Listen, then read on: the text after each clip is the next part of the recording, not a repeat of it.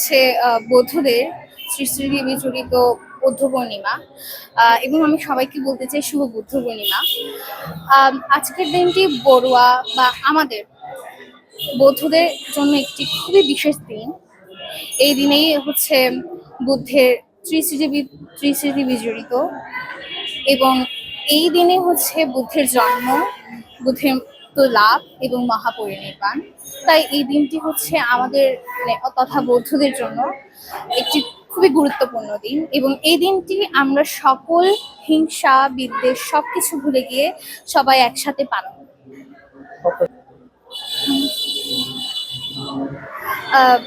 আমার এই দিনে হচ্ছে সকলে বিভিন্ন স্থান থেকে আসে, এবং তারা বিভিন্ন, এমনকি আজকে আমি আজকে এই প্রথম একটা অনুষ্ঠান দেখলাম যে খুবই বড় করে করছে এইবারে।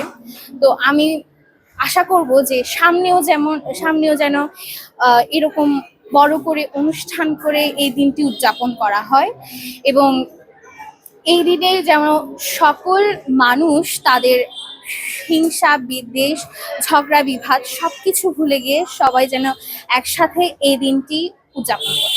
বুদ্ধ পূর্ণিমা বৌদ্ধ ধর্মাবলম্বীদের সবচেয়ে পবিত্র একটা দিন, শুভ দিন। আমরা এই শুভ দিনে বিশ্বের সকল প্রাণীর প্রতি মৈত্রী পোষণ করতেছি এবং সকলকে শুভেচ্ছা জানাচ্ছি। আমরা এই বুদ্ধ পূর্ণিমা, যেটাকে বাংলায় বৈশাখী পূর্ণিমা বলা হয়, আমাদের ত্রিস্মৃতি বিজড়িত একটি শুভ দিন।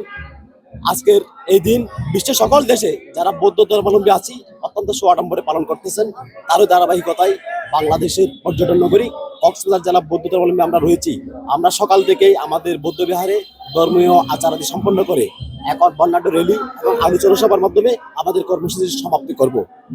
আজকের এই দিনে আমরা চাই আমাদের গৌতম বুদ্ধ একটা অহিংস মানবিক সাম্যের বিশ্বের প্রতিষ্ঠার জন্য তিনি আমাদেরকে পথ দেখিয়েছেন। আমাদের উদ্দেশ্যে তিনি অনেক বাণী দিয়ে গেছেন।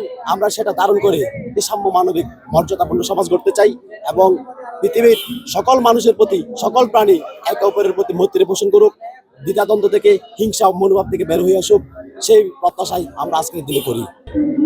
গৌতম বুদ্ধের জন্মদিন, তিনি বুদ্ধত্ব লাভ করেন এবং পরিনির্বাণ প্রাপ্ত হন। গৌতম বুদ্ধের অহিংসা বাণী নিয়ে আমরা কক্সবাজার বুদ্ধ পূর্ণিমা উদযাপন পরিষদ আমরা মূলত একটু আগে র্যালি সমাপ্ত করেছি। এরপর পরে আমরা কক্সবাজার পাবলিক লাইব্রেরি সেমিনার কক্ষে আমরা আলোচনা সভা এবং ধর্মীয় অনুষ্ঠান হবে। আসলে যে অহিংসার বাণী নিয়ে গৌতম বুদ্ধ সারা পৃথিবীতে যখন আবির্ভূত হন, তিনি বিশ্ব শান্তি মৈত্রীর কথা বলেছেন, তিনি অসাম্প্রদায়িক চেতনার কথা বলেছেন। তারই পরিপ্রেক্ষিতে কক্সবাজার জেলা বৌদ্ধ পূর্ণিমা উদযাপন পরিষদ আমরা একটি সুন্দর বাংলাদেশ বিনির্মাণে, অসাম্প্রদায়িক বাংলাদেশ যেখানে থাকবে না কোনো ভেদাভেদ জাতি, এখানে আমরা সব সম্প্রদায় হিন্দু মুসলিম বৌদ্ধ খ্রিস্টান আমরা যেন সমবেত প্রচেষ্টায় আমরা এই দেশকে অসাম্প্রদায়িক চেতনায় একাত্তরের চেতনা আমরা এগিয়ে নিতে পারি, আমরা তাই প্রত্যাশা করি। আজকে আমাদের মহামানব গৌতম বুদ্ধের ত্রিস্মৃতি বিজড়িত আজকে আমাদের বিশেষ দিন। আজকে আমাদের এই দিনে আমাদের গৌতম বুদ্ধের জন্মলাভ এবং বুদ্ধত্ব লাভ এবং মহাপরিনির্বাণ লাভ। বিশ্বব্যাপী আমরা বৌদ্ধ সম্প্রদায় বিশ্বের শান্তি কামনায় আমরা আজকে এই দিনটাকে আমরা পালন করছি সবাই একত্রিত হয়ে।